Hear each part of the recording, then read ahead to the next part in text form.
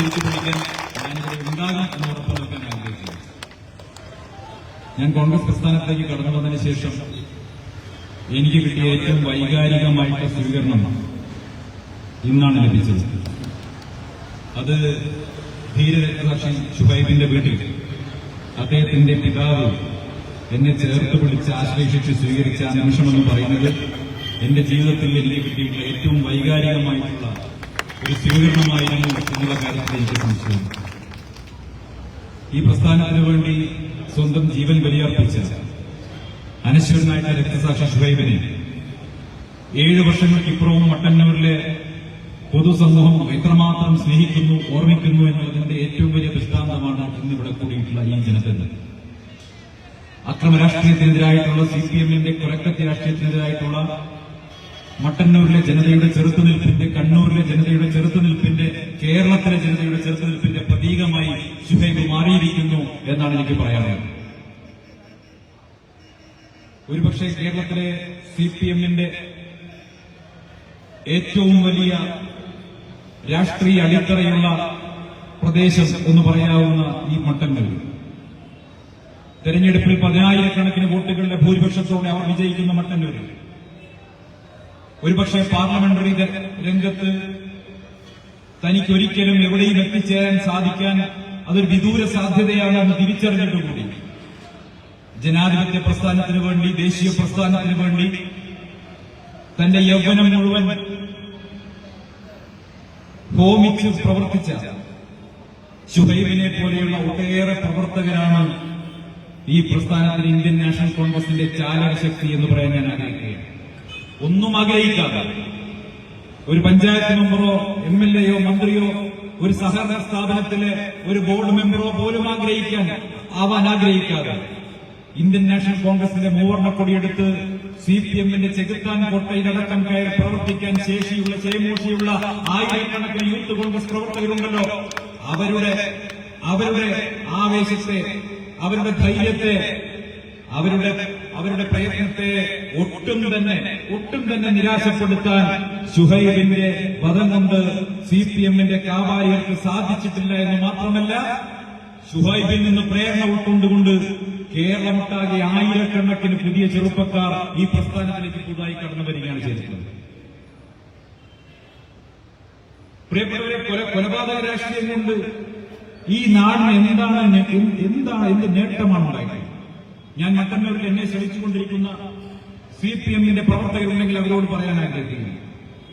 കഴിഞ്ഞ എത്രയോ കാലമായി, ദശാബ്ദങ്ങളായി കണ്ണൂർ ജില്ലയിൽ നിങ്ങൾ നടത്തിയിട്ടുള്ള രാഷ്ട്രീയ കൊലപാതകങ്ങൾ കൊണ്ട് നിങ്ങൾക്കോ, നിങ്ങളുടെ കുടുംബത്തിനോ, നിങ്ങളുടെ പ്രദേശത്തിനോ, നിങ്ങളുടെ ജില്ലയ്ക്കോ, ഈ കേരളത്തിനോ എന്തെങ്കിലും ഒരു ഗുണമുണ്ടായിട്ടുണ്ടോ എന്ന് നിങ്ങൾ ചിന്തിക്കട്ടെ.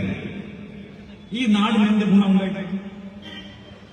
നിങ്ങൾ രാഷ്ട്രീയമായിട്ട് ആരെയാണ് ചേർത്ത് നിൽക്കുന്നത്? നേരത്തെ സൂചിപ്പിച്ചതുപോലെ ഇന്ത്യയുടെ ജനാധിപത്യത്തിന്റെ എല്ലാ അവകാശങ്ങളും ഉപയോഗിച്ചിട്ട് തെരഞ്ഞെടുപ്പിൽ ജനങ്ങളുടെ വോട്ട് നേടിയിട്ടല്ലേ നിങ്ങൾ ജയിക്കുന്നതും തോൽക്കുന്നതും? നിങ്ങളും ഒക്കെ എങ്ങനെയല്ല?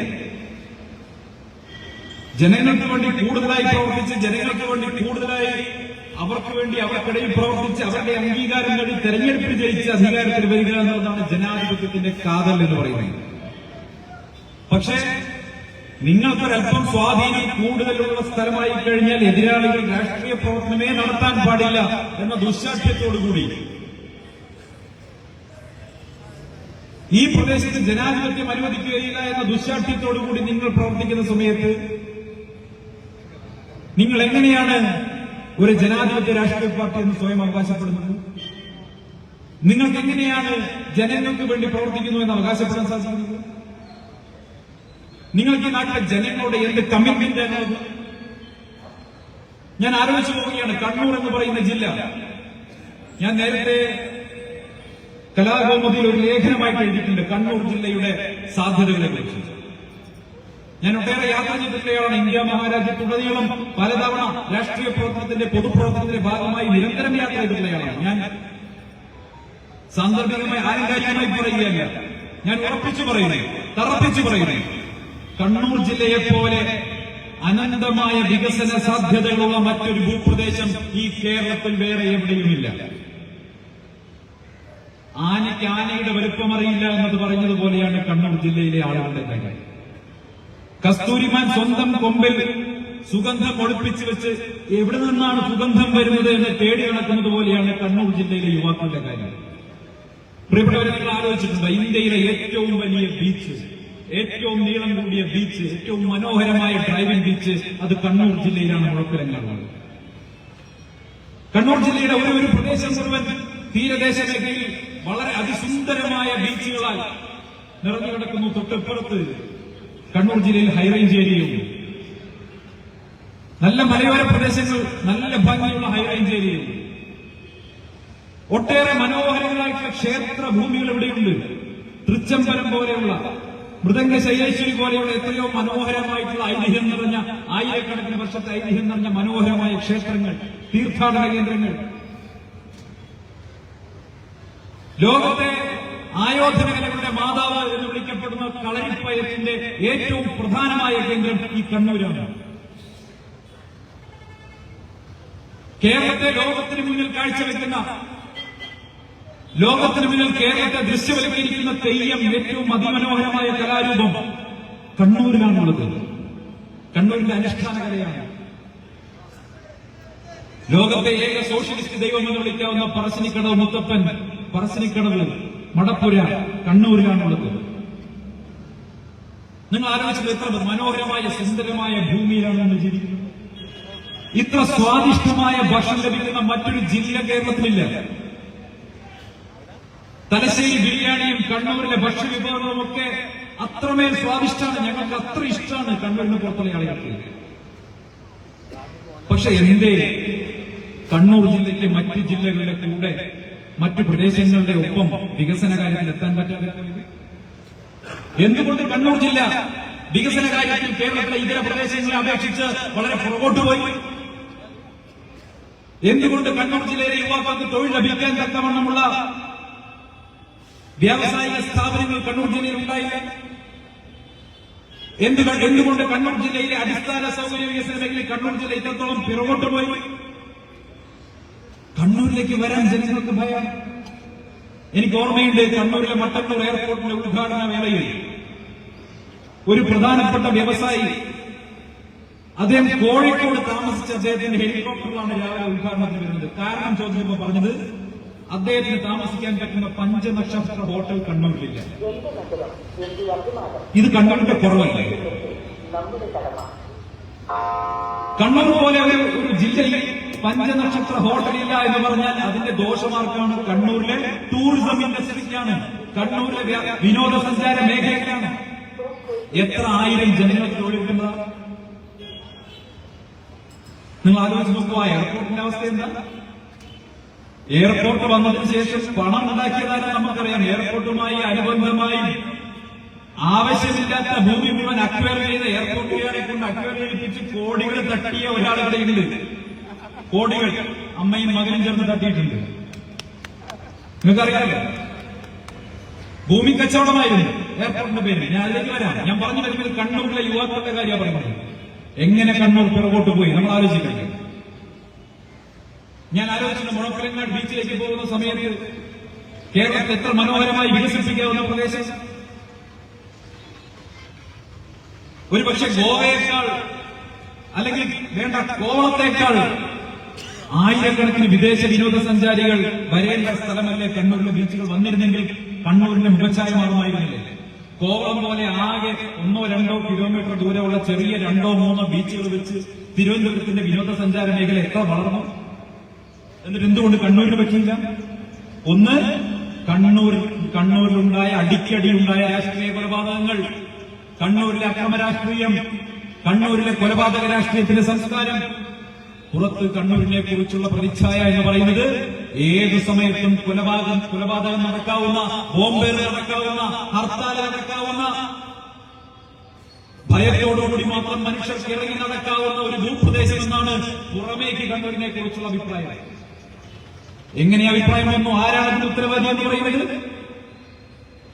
ഈ കണ്ണൂർ ജില്ലയ്ക്കകത്ത് ഇന്ത്യൻ ഭരണഘടന അനുവദിക്കുന്ന രാഷ്ട്രീയ പ്രവർത്തന സ്വാതന്ത്ര്യം എതിരാളികൾക്ക് അനുവദിച്ചു കൊടുക്കാതെ, പ്രതിയോഗികൾക്ക് അനുവദിച്ചു കൊടുക്കാതെ ഇവിടെ കൊലക്കത്തി രാഷ്ട്രീയവുമായി മുന്നോട്ട് പോയിട്ടുള്ള മാർക്സിസ്റ്റ് പാർട്ടിയാണ് കണ്ണൂർ ജില്ലയുടെ ഇന്നത്തെ ഈ പിന്നോക്കാവസ്ഥയ്ക്കുള്ള കാരണം എന്നുള്ളത് ഇവിടുത്തെ സഖാക്കൾ തിരിച്ചറിയണം.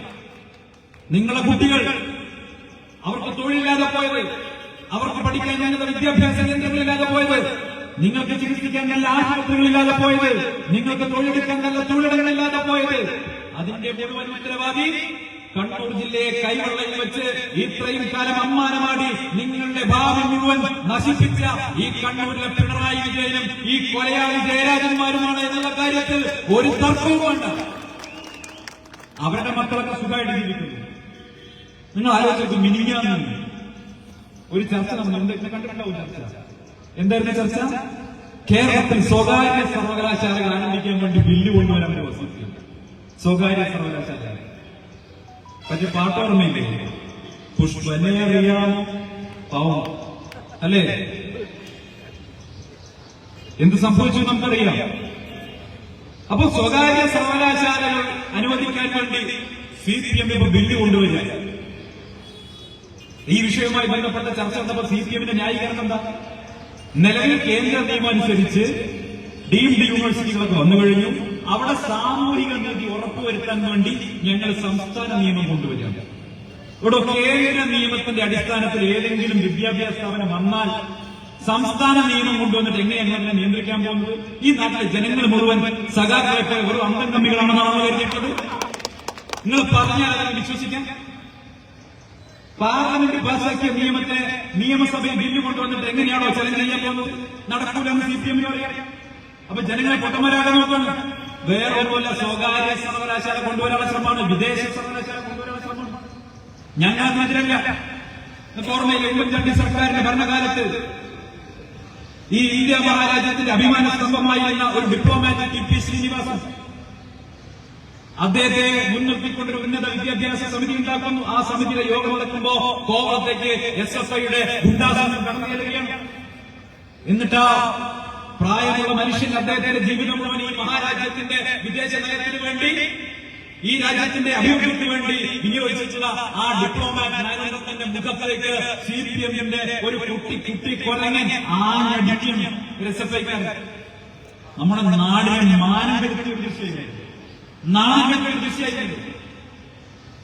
സ്വകാര്യ സർവകലാശാലകളെ ഞങ്ങൾ അനുവദിക്കുകയില്ല എന്ന് പറഞ്ഞ് കേരളത്തിലുടനീളം അക്രമം അഴിച്ചുവിട്ടിട്ടുള്ള CPM, അതിന്റെ പേരിൽ രക്തസാക്ഷികളെ സൃഷ്ടിച്ചിട്ടുള്ള CPM ഇപ്പൊ പറയുന്നു സ്വകാര്യ സർവകലാശാല കൊണ്ടുവരും, വിദേശ സർവകലാശാല കൊണ്ടുവരും.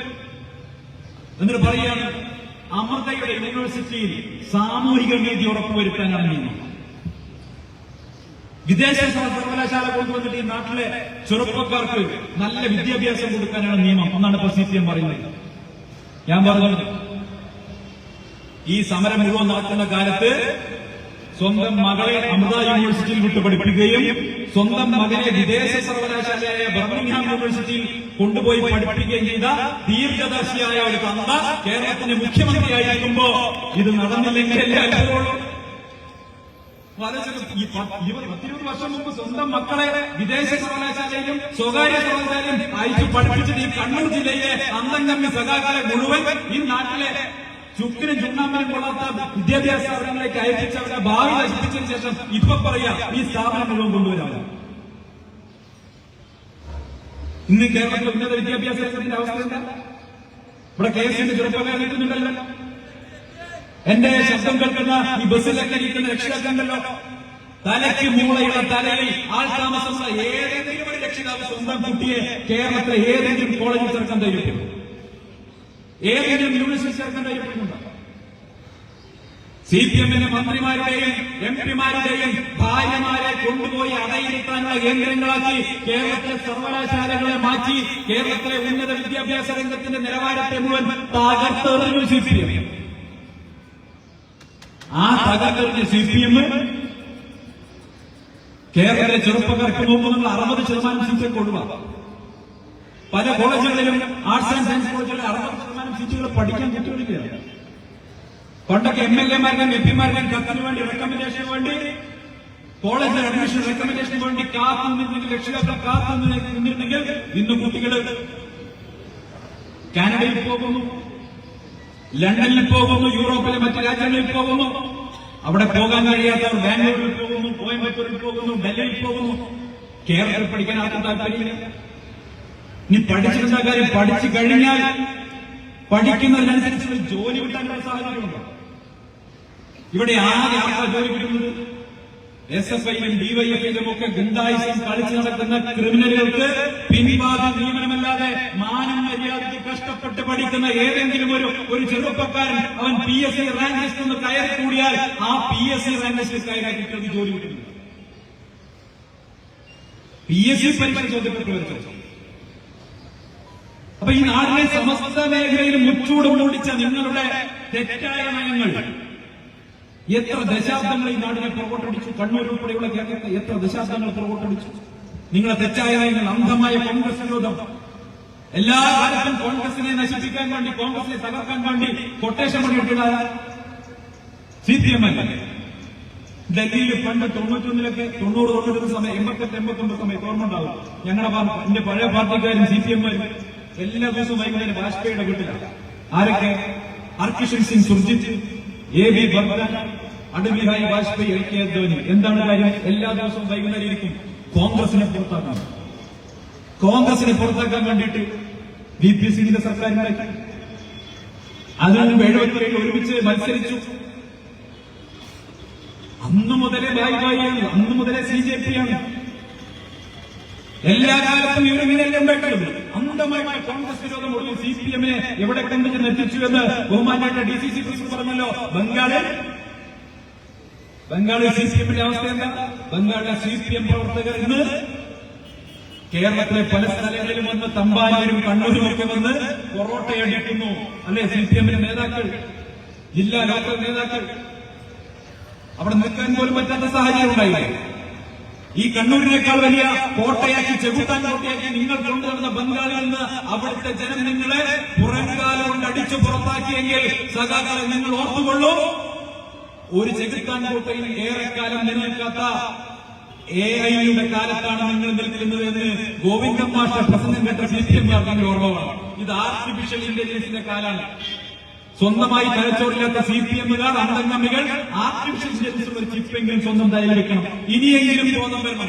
ആ പാർട്ടി ഇപ്പൊ നിങ്ങളുടെ നാട്ടിൽ മാത്രമാണ് ബാക്കിയുള്ളത്. ഇന്ത്യയിൽ എവിടെയും നിങ്ങളുടെ പാർട്ടി ഇപ്പൊ ബാക്കിയില്ല. നശിച്ച് മാറാണക്കലേക്ക് കഴിഞ്ഞു.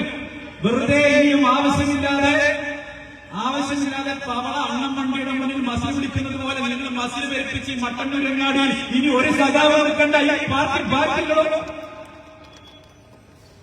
നിങ്ങൾക്ക് ഏക സാധ്യത എന്ന് പറയുന്നത് കോൺഗ്രസിനെ പിന്തുണയ്ക്കുക, കോൺഗ്രസിനൊപ്പം നിൽക്കുക. കോൺഗ്രസിനെ ഇല്ലാതാക്കാൻ നിങ്ങൾ നോക്കണ്ട. ആകപ്പാടെ നിങ്ങൾക്ക് കിട്ടിയത് കേരളത്തിന് പുറത്ത് കിട്ടിയ സീറ്റ് രാഹുൽ ഗാന്ധിയും സോണിയാഗാന്ധിയും ഫോട്ടോ വെച്ച് പ്രചരണം നടത്തിയിട്ടാണ്. അല്ലേ? ഇവിടെ കണ്ണൂർ തരി കേരളത്തിന് പുറത്ത് കിട്ടിയ 2 സീറ്റ് എങ്ങനെയാ? സോണിയാഗാന്ധിയും രാഹുൽ ഗാന്ധിയും ഫോട്ടോ വെച്ച് വോട്ടഭ്യർത്ഥന കിട്ടിയ സീറ്റുകളാണ്. കോൺഗ്രസ് കനിഞ്ഞ് രാജസ്ഥാനിൽ കൊടുക്കുന്ന സീറ്റ് കൊണ്ടാണ് ഇപ്പൊ പാർലമെന്റിൽ കയറിയിരിക്കുന്നത്. ദേശീയ പാർട്ടി എന്ന പദവി പോകുമോ ഇല്ലയോ എന്ന് സംശയിച്ചില്ലാണ്. അതാണല്ലോ ബാലൻ പറഞ്ഞത്. ഇങ്ങനെ പോയി കഴിഞ്ഞാൽ CPM അവസാനം കുന്തം, കുടം, ചെരുപ്പ് തുടങ്ങിയ ചിഹ്നങ്ങളിലൊക്കെ മത്സരിക്കേണ്ടി വരുമെന്ന് പറഞ്ഞില്ലേ? ആ അവസ്ഥയിലേക്ക് പാർട്ടി പോയില്ലേ? പക്ഷെ ചില അമ്മമാരുടെ പോലെയാണ് CPM എന്ന് പറയുന്നത്. മാർക്സിസ്റ്റ് പറയുന്നത് മകൻ ചത്താലും വേണ്ടില്ല, മരുമകളുടെ കണ്ണിൽ കണ്ടാൽ മതി എന്ന അവസ്ഥ. BJP ജയിച്ചാലും കുഴപ്പമില്ല, കോൺഗ്രസ് നശിച്ചു കണ്ടാണ്. കോൺഗ്രസ് ഇല്ലാതാക്കി. അങ്ങനെ കോൺഗ്രസിനെ ഇല്ലാതാക്കാൻ നടന്ന് അവസാനം നിന്ന് സ്വയം ഇല്ലാതായി കഴിഞ്ഞു പ്രിയപ്പെട്ടവരെ. അതാണ് എനിക്ക് സഖാക്കളോട് പറയാനുള്ളത്. കേരളത്തിൽ ഇപ്പോ കണ്ടല്ലോ, ബജറ്റ് വന്നല്ലോ, ബാലഗോപാലിന്റെ ബജറ്റ് വന്നല്ലോ. ബാലഗോപാലിന്റെ ബജറ്റ് എന്ന് പറയുന്നത് ഉരുളക്കിഴങ്ങില്ലാത്ത മസാല ദോശ പോലെയാണ്. പേര് മസാല ദോശയാണ്, പക്ഷെ അകത്ത് ഉരുളക്കിഴങ്ങില്ല. ഇതെന്ത് ബജറ്റാണോ? ഓരോ പദ്ധതിക്കും ഇങ്ങനെ പണം പ്രഖ്യാപിക്കണം. പക്ഷേ ഈ പ്രഖ്യാപിക്കുന്ന പണം കൊടുക്കാൻ ഖജനാവിന് പൈസ വേണ്ടേ? ഖജനാവിന് കുട്ടി വേണ്ടേ? ഖജനാവിനില്ലാത്ത പണം വെച്ച് പ്രഖ്യാപിക്കുന്ന പിടിച്ചു 50 കോടി 100 കോടി പണം ഓട്ടോ സിനിമയിൽ പപ്പന് പൈസ പോലെയാണ്. നോട്ടിങ്ങനെ നോക്കി കൊടുക്കണം. ഈ സാധനം വേണ്ടേ? കേരളത്തിന്റെ ധനകാര്യസ്ഥിതി എന്താ? UDF അന്ന് പറഞ്ഞു കിഫ്ബി എന്ന് പറയുന്ന സമാന്തര സംവിധാനം ഉണ്ടാക്കി ബജറ്റിന് പുറത്ത് ബോറോയിങ് നടത്തിയാൽ, ഓഫ് ബജറ്റ് ബോറോയിങ് നടത്തിയാൽ കേരളം വലിയ സാമ്പത്തിക പ്രതിസന്ധിയിലേക്ക് പോകുമെന്ന് അന്ന് UDF പറഞ്ഞില്ലേ? അന്ന് കോൺഗ്രസ് പറഞ്ഞില്ലേ? ഇന്ന് UDFും കോൺഗ്രസും അന്ന് കൊടുത്ത ആ മുന്നറിയിപ്പ് ഇന്ന് യാഥാർത്ഥ്യമായി വന്നില്ലേ? എന്തേ പറഞ്ഞിരുന്നത്? കിഫ്ബി വഴിക്ക് ഞങ്ങൾ അടുത്ത 10 വർഷക്കാലത്തേക്കുള്ള അടിസ്ഥാന സൗകര്യ വികസനം കേരളം നടത്തും. കോൺഗ്രസുകാര് അസൂയ കൊണ്ട് പറയുന്നതാണ് അടുത്ത 10 വർഷക്കാലത്തേക്കുള്ള വികസനം നടത്തും. ഞങ്ങൾ അന്നേ ചോദിച്ചു, ഈ കടമൊക്കെ വാങ്ങിക്കഴിഞ്ഞാൽ നിങ്ങൾ എങ്ങനെ തിരിച്ചടക്കും? അപ്പൊ പറഞ്ഞു, അതിനെല്ലാം വഴി കണ്ടിട്ടുണ്ട്. വഴി എന്ന് പറയുന്നത് വാഹന നികുതിയിൽ നിന്ന് 50% കിഫ്ബിയുടെ തിരിച്ചടച്ചു കൊടുക്കും.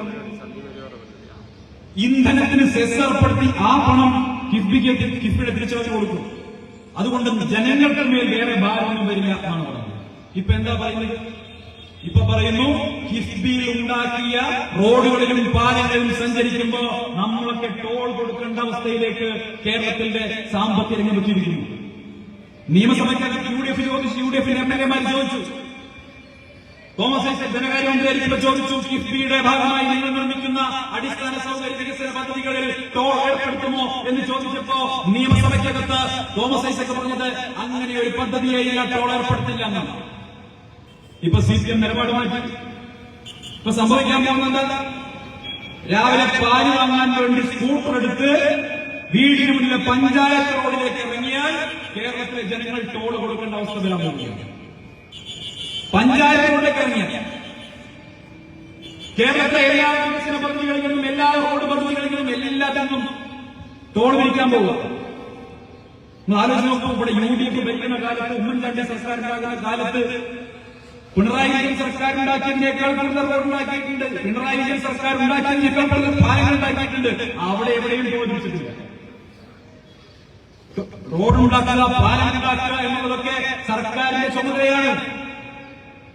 ദേശീയപാത എന്നുള്ള ഉണ്ടാക്കുന്നത് 6 വരിപ്പാതയാണ് ഉണ്ടാക്കുന്നതല്ല. ഈ നാട്ടിലെ 8 മീറ്റർ വീതിയുള്ള റോഡിന് വരെ ടോൾ പിരിക്കാൻ പോകുന്നു. എങ്ങനെയാണ് അനുവദിക്കാൻ പറ്റുന്നത്? ടോൾ എന്ന് പറയുന്നത് ബൂർഷ്വാ ചിന്താഗതിയാണെന്ന് പറഞ്ഞ് പ്രസംഗിച്ച് നടന്നിരുന്ന, കൊള്ളയാണ് എന്ന് പറഞ്ഞ് പ്രസംഗിച്ച് നടന്നിരുന്ന CPM-മാരാ ഇപ്പൊ തന്നെ നാവെവിടെ പോയി ഇറങ്ങിപ്പോയി. ഈ നാട്ടിലെ ജനങ്ങളെ ഇങ്ങനെ പിഴിയാൻ ബാക്കിയുണ്ടോ? ബജറ്റ് നിങ്ങൾ ആലോചിച്ചു. കഴിഞ്ഞ ബജറ്റ് പ്രഖ്യാപിച്ച ഒരു കാര്യം നടന്നിട്ടില്ല. LDFന്റെ ഒരു പ്രകടന പത്രികയുണ്ടായിരുന്നു 2021. ആ 2021 പ്രകടന പത്രികയിൽ പ്രഖ്യാപിച്ച ഏതെങ്കിലും ഒരു കാര്യം ഈ സംസ്ഥാനത്ത് നടത്തിയെന്ന് നട്ടലിനുറപ്പുള്ള ഏതെങ്കിലും ഒരു സഖാവിന് ഈ വേദിയിൽ ഒന്ന് പറയാമെങ്കിൽ നിങ്ങളെ കൊടി പിടിക്കാൻ ഞാൻ തയ്യാറാണ്. ഒരു പരിപാടി നടത്തിയിട്ടില്ല. പ്രകടന പത്രികയിൽ പറഞ്ഞ ഒരു കാര്യം നടത്തിയിട്ടില്ല എന്ന് മാത്രമല്ല, കേരളത്തെ സമ്പൂർണ്ണമായി തകർത്തു. പറഞ്ഞിരുന്നത് പൊതുമേഖലാ സ്ഥാപനങ്ങളെ മുഴുവൻ ശക്തിപ്പെടുത്തും, പൊതുമേഖലാ സ്ഥാപനങ്ങളെ മുഴുവൻ ലാഭത്തിലാക്കാമെന്ന് പറഞ്ഞ് അധികാരത്തിൽ വന്നവരാണ്. KSRTC അവസ്ഥ എന്താ? ഈ കേരളത്തിൽ സർക്കാർ മേഖല കഴിഞ്ഞാൽ ഏറ്റവും അധികം തൊഴിൽ കൊടുക്കുന്ന സ്ഥാപനം എന്ന് പറയുന്നത്, പൊതുമേഖലാ സ്ഥാപനം എന്ന് പറയുന്നത് KSRTC ആയിരുന്നു. പ്രിയപ്പെട്ടവരെ, പിണറായി വിജയൻ സർക്കാർ അധികാരത്തിൽ വരുമ്പോ KSRTCയിൽ ജോലി ചെയ്തിരുന്ന മലയാളികളുടെ എണ്ണം, മനുഷ്യരുടെ എണ്ണം എന്ന് പറയുന്നത് 50,000 കഴിഞ്ഞു. ഇന്നത്തെ പേരുണ്ടെന്നറിയാം. 9 കൊല്ലം കഴിഞ്ഞപ്പോ KSRTCയിൽ ജോലി ചെയ്യുന്ന മനുഷ്യരുടെ എണ്ണം 18,000 കുറഞ്ഞു. 32,000 മനുഷ്യർക്ക് KSRTCയിൽ മാത്രം ജോലി നഷ്ടപ്പെട്ടു. പ്രിയപ്പെട്ടവരെ, ആ 18,000 ബാക്കിയുള്ള 18,000 പേർക്ക് പെൻഷൻ കിട്ടുന്നില്ല, ശമ്പളം കിട്ടുന്നില്ല. അവർ ആത്മഹത്യയുടെ വക്കിലാണ്. കേരളത്തിന്റെ ലൈഫ് ലൈനായിട്ടുള്ള കേരളത്തിന്റെ പൊതുഗതാഗത സംവിധാനം KSRTC എന്ന് പറയുന്ന കേരളത്തിലെ ഏറ്റവും വലിയ പൊതുമേഖലാ സ്ഥാപനത്തെ ലക്ഷക്കണക്കിന് കോടി രൂപയുടെ നഷ്ടത്തിലേക്ക് തള്ളിയിട്ട സർക്കാരാണ് പിണറായി വിജയൻ സർക്കാർ. കേരളത്തിലെ ലക്ഷക്കണക്കിന് കോടി രൂപയുടെ കടത്തിലേക്ക് തള്ളിയിട്ടു. കടം മാത്രമല്ല, പൊതുകടം മാത്രമല്ല, എവിടെയൊക്കെ കടമുള്ളത്. സംസ്ഥാന സർക്കാർ ജീവനക്കാർക്ക് കൊടുക്കാനുള്ള DA കുടിശ്ശിക മാത്രം 64,000 കോടി കൊടുപ്പിക്കുക. 64,000 കോടി. ഈ ബസ് സ്റ്റാൻഡിൽ ട്രാഫിക് നിയന്ത്രിക്കുന്ന അവിടെയുള്ള പോലീസുകാർ, അവരോട് ചോദിച്ചു, 18 മാസം DA കുടിശ്ശിക ബാക്കിയാണ്. പാവങ്ങൾ ഈ കാറ്റിയോടിപ്പോഴും നെഞ്ചുമിരിച്ച് നിൽക്കുന്നതിനുള്ള മനസ്സിൽ പിണറായി വിജയനുള്ള പുച്ഛവും അങ്ങേറ്റ പരിഹാസമാണ് പാവങ്ങളുള്ളത്. 18 മാസം DA കൃഷി അവരുടെ കുട്ടികൾ കഴിക്കേണ്ട ഭക്ഷണ പൈസയാണ്. അവരെന്ത് ചെയ്യണം? ഈ മട്ടന്നൂരിലെ താലൂക്ക് ഓഫീസിൽ പോയി ചോദിക്കും, സർക്കാർ ആശുപത്രിയിൽ പോയി ചോദിക്കും, സർക്കാർ ഉദ്യോഗസ്ഥന്മാരുടെ മുഴുവൻ DA കുടിശ്ശിക 18 മാസത്തെ ബാക്കി കൊടുക്കണം, കൊടുത്തിട്ടില്ല. ലക്ഷക്കണക്കിന് രൂപയാണ് ഓരോ സർക്കാർ ഉദ്യോഗസ്ഥരും നഷ്ടമായിരിക്കുന്നത്. ഈ സംസ്ഥാനത്തെ കോൺട്രാക്ടർമാർക്ക് കരാറുകാർക്ക് 15,000 കോടി രൂപ കൊടുക്കാനാണ് സകല റോഡ് പണികളും മുടങ്ങിയിരിക്കുന്നു, സകല പദ്ധതികളും മുടങ്ങിയിരിക്കുന്നു. സാധാരണക്കാർക്കാണെങ്കിൽ വിലക്കയറ്റം കൊണ്ട് പിടിച്ചെടുക്കാൻ കഴിയുന്നില്ല. പാലിന്റെ വില കൂടി, വാട്ടർ ചാർജ് കൂടി, വൈദ്യുതി ചാർജ് കൂടി. അങ്ങനെ സാധാരണക്കാരായ മനുഷ്യരുടെ കുടുംബജീവിതം മുന്നോട്ട് നയിക്കാൻ അങ്ങേയറ്റം പ്രയാസപ്പെടുന്ന ഈ കാലത്ത് കഴിഞ്ഞ 9 വർഷക്കാലം കൊണ്ട് പിണറായി വിജയൻ സർക്കാർ ഈ നാടിന് ഭരിച്ചു വെച്ചിട്ടുണ്ട്. അഴിമതിയുടെ മേൽ അഴിമതിയും കൊള്ളയുടെ മേൽ കൊള്ളയുമാണ് നടന്നത്. കോവിഡ് മഹാമാരിയുടെ കാലത്ത് പോലും നേരത്തെ ഇവിടെ സൂചിപ്പിച്ചു, 500 രൂപയുടെ BP കിറ്റ് 1550 രൂപയ്ക്ക് കേരളത്തിലെ സർക്കാരിനെ കൊണ്ട് വാങ്ങിപ്പിച്ച ആരോഗ്യമന്ത്രിയുടെ നാടാണ് മട്ടന്നൂർ എന്ന് പറയുന്നതിൽ നമുക്ക് ലജ്ജയുണ്ട്. എന്നിട്ട് PR നടത്തുന്നത് പറയാൻ എനിക്ക് അമേരിക്കയിൽ പോകുന്നു. എന്ത് കേരളത്തിലെ കോവിഡ് വരുന്നത് എങ്ങനെയാണ്, എന്താണ് മരുന്ന് ചോദിച്ചുകൊണ്ട് രാവിലെ അമേരിക്കയിൽ പോകുന്നു. അമേരിക്കയിൽ നിന്ന് ഏത് ഭാഷയോട് ചോദിച്ചു? മര്യാദ ഇംഗ്ലീഷ് പറയാൻ എന്നോട് ഏത് ഭാഷയിൽ അമേരിക്കക്കാരെ അതും കേരളത്തിലേക്ക് PR വർക്ക് നടത്തി ഞാനെന്തോ വലിയ സംഭവമാണെന്ന് കാണിക്കാൻ മട്ടന്നൂരിലെ അന്നത്തെ MLA ആരോഗ്യമന്ത്രി നടത്തിയിട്ടുള്ള അപഹാസ്യമായ പരിശ്രമങ്ങൾക്കേറ്റ വലിയ തിരിച്ചടിയാണ് CAG ഉൾപ്പെട്ടത്. സഖാക്കളെ, CAG എന്ന് പറഞ്ഞാൽ കോൺഗ്രസ് ഓഡിറ്റ് ജനറൽ എന്നല്ല, കൺട്രോളർ ഓഡിറ്റ് ജനറൽ ആണ്. സംസ്ഥാനത്തെ ഭരണഘടനാ സ്ഥാപനമാണ്. ആ ഭരണഘടനാ സ്ഥാപനം പറയുന്ന ഈ നാട്ടിൽ കണക്ക് നോക്കുന്ന കണക്കപ്പറയാണ് CAG. ആ CAG പറയുന്നു, കോവിഡിന്റെ മകൻ ശൈലജ ടീച്ചറുടെ കാലത്ത് നടന്നത് പകൽ കൊള്ളയാണ്. നമ്മളെല്ലാവരും വീടുകളിൽ ലോക്ക്ഡൌൺ ആയിട്ടിരിക്കുമ്പോ സംസ്ഥാന ഖജനാവിൽ നിന്ന് ആറോളം പണം തട്ടിയെടുക്കുകയായിരുന്നു കേരളത്തിന്റെ ആരോഗ്യമന്ത്രി, അന്നത്തെ ആരോഗ്യമന്ത്രി. ഇതിലും വലിയ നാണക്കേടുണ്ടാവും. ഏത് മേഖലയിലെ അഴിമതി നടക്കാം, ഏത് മേഖലയിലെ അഴിമതി നടക്കാം. നമ്മൾ ഒട്ടേറെ ചർച്ച ചെയ്തിട്ടുള്ള വിഷയങ്ങളുണ്ട്. നിങ്ങൾ ഏറ്റവും ഒടുവിൽ പാലക്കാട് നോക്കൂ, അനുമതി നൽകിയിരിക്കുന്നു. മദ്യനിർമ്മാണ കമ്പനിക്ക് അനുമതി കൊടുക്കുന്നു. ഒയാസിസ് എന്ന് പറയുന്ന മദ്യനിർമ്മാണ കമ്പനിക്ക് സംസ്ഥാനത്തെ മദ്യനയം തിരുത്തിക്കൊണ്ട് അനുമതി നൽകിയിരിക്കുന്നു. അങ്ങേയറ്റത്തെ കുടിവെള്ളക്ഷാമം അനുഭവപ്പെടുന്ന ഒരു പ്രദേശത്ത്, പെപ്സിയെയും കൊക്കക്കോളയും കെട്ടുകെട്ടിച്ച ഒരു പ്രദേശത്ത് ജലമൂറ്റിന്റെ പേരിൽ പഞ്ചാബിൽ നിന്നും ഹരിയാനയിൽ നിന്നും അവിടുത്തെ ജനങ്ങൾ ആട്ടി ഓടിച്ച കമ്പനിക്ക് പാലക്കാട്ടെ CPM പച്ച പരവരാനിച്ച് അവിടെ അനുമതി കൊടുത്തിരിക്കുകയാണ്. ആരാജിന്റെ പുറകിൽ MP രാജേഷൻ, പിണറായി വിജയൻ നഗ്നമായ നിയമലംഘനമാണ് നടന്നത്.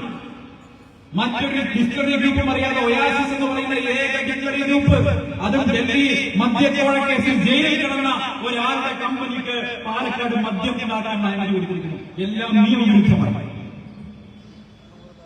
പ്രിയപ്പെട്ടവരെ, ഈ സംസ്ഥാനം എന്ന് പറയുന്നത് പിണറായി വിജയന്റെ ഭരണത്തിൽ എത്രയോ കാലം പുറകോട്ട് പോയിരിക്കുകയാണ്. എല്ലാ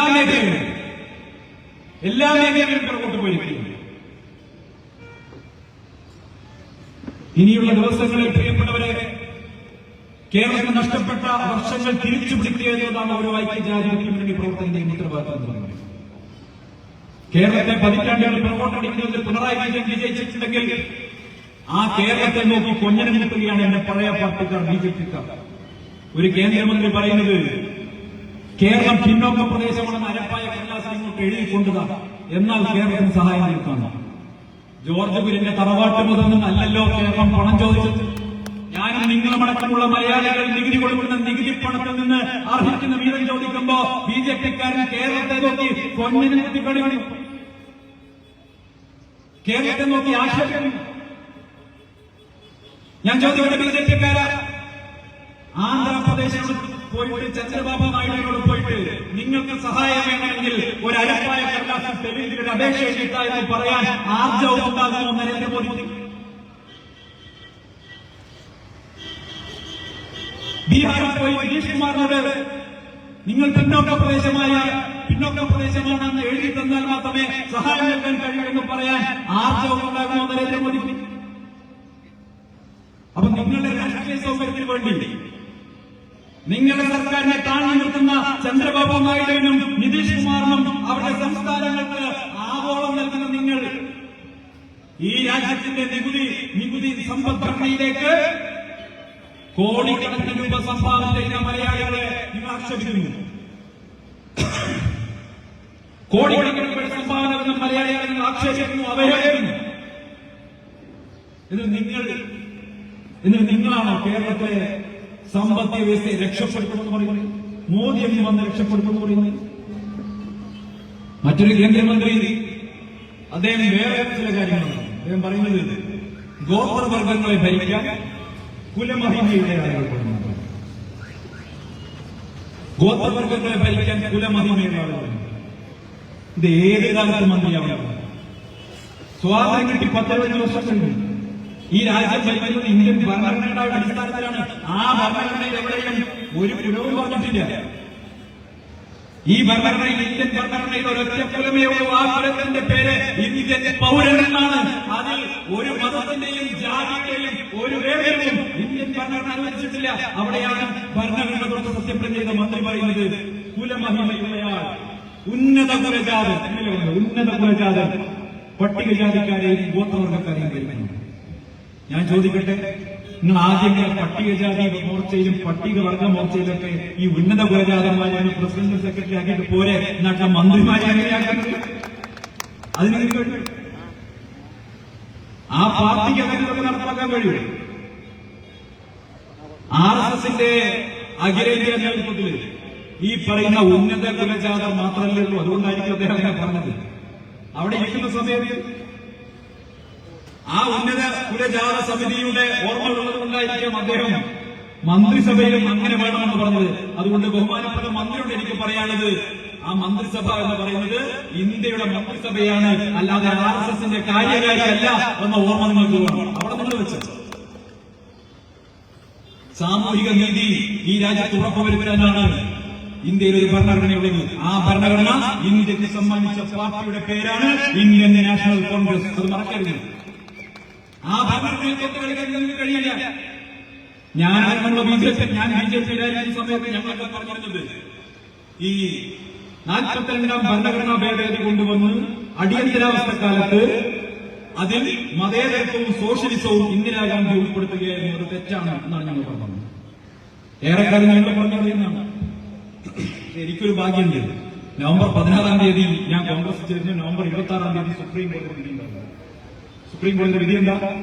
42ാം ഭരണഘടനാ ഭേദഗതി പ്രകാരം ഇന്ദിരാഗാന്ധി നടത്തിയ അമെന്റ്മെന്റ് ശരിയാണ് എന്ന് ഇന്ത്യയുടെ സുപ്രീം കോടതി വിളിച്ചു. സുബ്രഹ്മണ്യൻ സ്വാമി കേസിൽ പോയിട്ട് എന്താ ഉണ്ടായത്? സുബ്രഹ്മണ്യൻ സ്വാമിയുടെ അപ്പീൽ എടുത്ത്, സുബ്രഹ്മണ്യൻ സ്വാമിയുടെ അപേക്ഷ എടുത്ത് സുപ്രീം കോടതി ചവറ്റുകൊട്ടയിൽ തന്നു.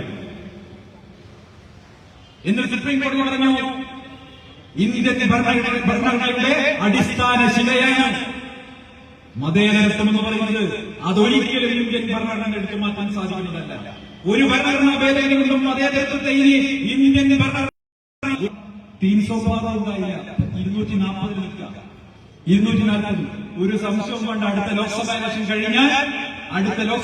കഴിഞ്ഞാൽ ഈ 240 ഉണ്ടാവില്ല. അവിടെ നിന്നും താഴേക്ക് പോലും ഇന്ത്യൻ നാഷണൽ കോൺഗ്രസിന്റെ നേതൃത്വത്തിൽ രാഹുൽ ഗാന്ധി പ്രധാനമന്ത്രിയാകുന്ന ഒരു ദൂരം അത് വിദൂരമല്ല എന്ന് പ്രഖ്യാപിക്കാൻ ഞാൻ ആഗ്രഹിക്കുകയാണ്. സ്നേഹത്തിന്റെ, പരസ്പര വർത്തിത്വത്തിന്റെ, മതസാഹോദര്യത്തിന്റെ പഴയ നാളുകളിലേക്ക് നമ്മുടെ രാജ്യം തിരിച്ചു പോകുക തന്നെ ചെയ്യും. 56 ഇഞ്ച് ഭീരുവിന്റെ നമ്മൾ കഴിഞ്ഞ ദിവസം കണ്ടു.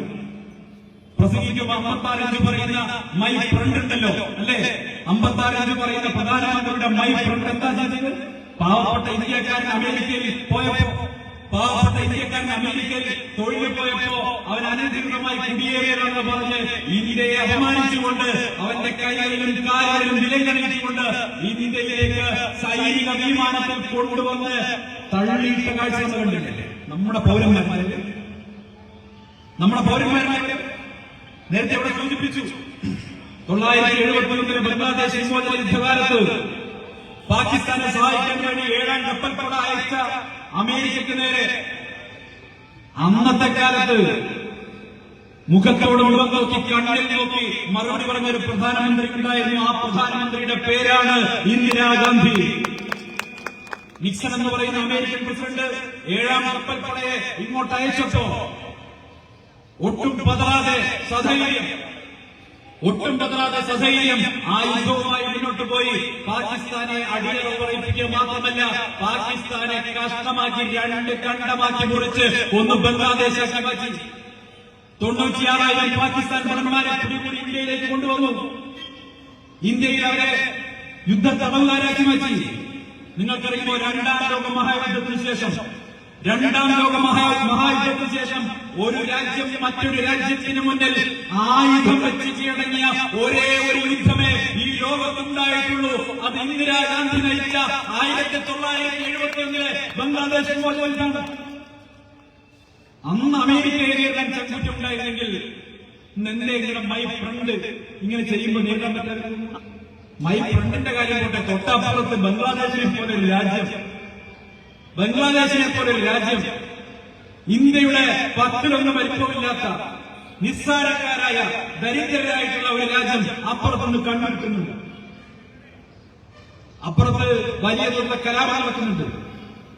എന്റെ ഇന്ത്യയുടെ താല്പര്യം സംരക്ഷിക്കാൻ, അവിടെ വേട്ടയാടപ്പെടുന്ന ന്യൂനപക്ഷങ്ങൾക്ക് വേണ്ടി സംസാരിക്കാൻ എന്റെ ഇന്ത്യയുടെ ഭരണാധികാരിക്ക് നട്ടല്ലാതെ പോയി? എന്തുകൊണ്ട് അവിടുത്തെ അതിക്രമം നടക്കുന്ന സമയത്ത് ഇടപെടാൻ ഇന്ത്യക്ക് കഴിയാതെ പോകുന്നു? 71 സമാനമായ സാഹചര്യം ഉണ്ടായപ്പോഴല്ലേ ഇന്ദിരാഗാന്ധി ഇടപെട്ടത്? എന്തേ ഇന്ന് ഈ 56 ഇഞ്ച് നെഞ്ചളവുള്ള ഇന്ത്യയുടെ പ്രധാനമന്ത്രിക്ക് ബംഗ്ലാദേശ് പോലെയുള്ള ഒരു ദരിദ്ര രാഷ്ട്രത്തെ പോലും നിലനിർത്താൻ കഴിയില്ല? ബംഗ്ലാദേശ് കൊണ്ട് തൊട്ടപ്പുറത്ത് മാലിദ്വീപ്സ്, കണ്ണൂർ ജില്ലയുടെ വലിപ്പമില്ലാത്ത രാജ്യം, ഈ മട്ടന്നൂരിന്റെ അത്ര വലിപ്പമുള്ള ഒരു രാജ്യം. ആ മാലിദ്വീപ്സ് പോലും ഇന്ത്യയെ തള്ളിപ്പറഞ്ഞത്, ശ്രീലങ്ക ഇന്ത്യയെ തള്ളിപ്പറഞ്ഞത്. നമ്മുടെ ഏത് അയൽരാജ്യങ്ങളാണ് ഇന്ത്യയെ തള്ളിപ്പറയാറ്? ഇതായിരുന്നു ഇന്ത്യയുടെ ലോകനയം എന്ന് പറയുന്നത്. വിദേശത്ത് ഇന്ത്യയുടെ കാഴ്ചപ്പാടെന്ന് പറയുന്നത്, വിദേശ രാജ്യങ്ങളൊക്കെ ഇന്ത്യയോടുള്ള കാഴ്ചപ്പാടെന്ന് പറയുന്നത് ഇതായിരുന്നു. ലോകം മുഴുവൻ ഇവരെ ആദരിച്ചിരുന്നൊരു കാലഘട്ടം ഉണ്ടായിരുന്നു. ഇന്ത്യയുടെ വാക്കുകൾക്ക് വേണ്ടി വിദേശ രാജ്യങ്ങൾ കാതോർത്തുന്നൊരു കാലഘട്ടം ഉണ്ടായിരുന്നു. എനിക്ക് ഓർമ്മയുണ്ട്, ഞാനടക്കമുള്ള BJP-ക്കാരൊക്കെ പരിഹരിച്ചൊരു പ്രധാനമന്ത്രിയാണ് മൻമോഹൻ സിംഗ്. ബഹുമാന്യ ഡോക്ടർ മൻമോഹൻ സിംഗ് പ്രധാനമന്ത്രിയായിരിക്കുമ്പോഴാണ് അമേരിക്കയുമായി ന്യൂക്ലിയർ ഡീൽ ഇന്ത്യ ഒപ്പിടുന്നത്. നോക്കൂ, ന്യൂക്ലിയർ ഡീൽ പോലെ തന്ത്രപ്രധാനമായ ഒരു കരാർ അമേരിക്കയെ ഇന്ത്യ വരച്ച വരയിൽ നിർത്തിക്കൊണ്ട് ഒരു കരാർ ഒപ്പിടാൻ ഡോക്ടർ മൻമോഹൻ സിംഗിനെ പോലെ നിഷ്കാമകർമ്മിയായിട്ടുള്ള, സാത്വികനായിട്ടുള്ള, അമിതമായിട്ടുള്ള പ്രകടന പരിധിയൊന്നുമില്ലാത്ത, എന്നാൽ വളരെ വളരെ നിശബ്ദമായിട്ട് ഈ രാജ്യത്തിന് വേണ്ടി പ്രവർത്തിച്ച ഒരു മനുഷ്യന് സാധിച്ചെങ്കിൽ, ഒരു ജെന്റിൽമാൻ പ്രധാനമന്ത്രിക്ക് സാധിച്ചെങ്കിൽ, എന്തേ നരേന്ദ്രമോദിക്ക് ഇപ്പോ അമേരിക്കയെ നിയന്ത്രിക്കാൻ കഴിയാതെ പോകുന്നു? അമേരിക്കയുടെ സൈനിക വിമാനം ഇന്ത്യയുടെ എയർ സ്പേസ് ക്രോസ് ചെയ്ത് ആണ് അമൃത്സറിൽ കൊണ്ടുവന്ന് ഈ ഇന്ത്യൻ പൗരന്മാരെ തട്ടുന്നത്. ഇന്ത്യയുടെ എയർ സ്പേസിലൂടെ ഇന്ത്യൻ പൗരന്മാരെ കൈകളിലും കാലുകളിലും ചങ്ങലയിട്ട് ബന്ധിച്ച് കൊണ്ടുവരുന്ന സമയത്ത് അത് തടയാൻ നമുക്ക് സാധിക്കില്ല. നമ്മുടെ ഭൂമിയിൽ, നമ്മുടെ ആകാശത്ത്, നമ്മുടെ എയർപോർട്ടിലാണ് നമ്മുടെ പൗരന്മാരെ കൈയും കാലും കെട്ടിയിട്ട് അമേരിക്ക കൊണ്ടുവന്ന് പറയുന്നത്. എന്തേ തടയാൻ കഴിയാതെ പോയി? എന്നിട്ട് പാർലമെന്റിനകത്ത് വിദേശകാര്യമന്ത്രി ജയശങ്കർ നാണമില്ലാതെ ന്യായീകരിക്കുകയാണ്. അത് അമേരിക്കയുടെ രീതിയാണ് പോലും. അമേരിക്കയുടെ രീതി അമേരിക്കയിൽ വെച്ചാൽ മതി എന്ന് പറയാനുള്ള ധൈര്യം കാണിക്കണം. ഇത് 140 കോടി ജനങ്ങളുടെ രാജ്യമാണ്. ഇന്ത്യ അത്ര ചെറിയ രാജ്യമൊന്നുമല്ല. 24 മണിക്കൂർ നെഹ്റുവിനെ കുറ്റം പറഞ്ഞിട്ടുണ്ട്. പക്ഷെ നെഹ്റു മുന്നോട്ട് വെച്ചിട്ടുള്ള ചേരി ചേരാ നയം, ആ ചേരി ചേരാ നയം ഇന്നും പ്രശസ്തമാണ് എന്നല്ലേ നമ്മൾ മനസ്സിലാക്കേണ്ടത്? ഏതെങ്കിലും ഒരു പക്ഷത്ത് പോയി നിന്നാൽ സംഭവിക്കാവുന്ന അപകടമാണ്. നിഷ്പക്ഷമായി നിൽക്കാൻ ചേരി ചേരാ നയത്തിന്റെ ഭാഗമായി നിൽക്കുന്ന കാലത്ത് ഇന്ത്യക്ക് ഉണ്ടായിരുന്ന സ്വീകാര്യത ഇന്നുണ്ടോ? അത് മുഴുവൻ തകർത്തെറിഞ്ഞിരിക്കുന്നു, നശിപ്പിച്ചിരിക്കുന്നു. ഞാൻ ദീർഘിപ്പിക്കുന്ന പ്രിയപ്പെട്ടവരെ,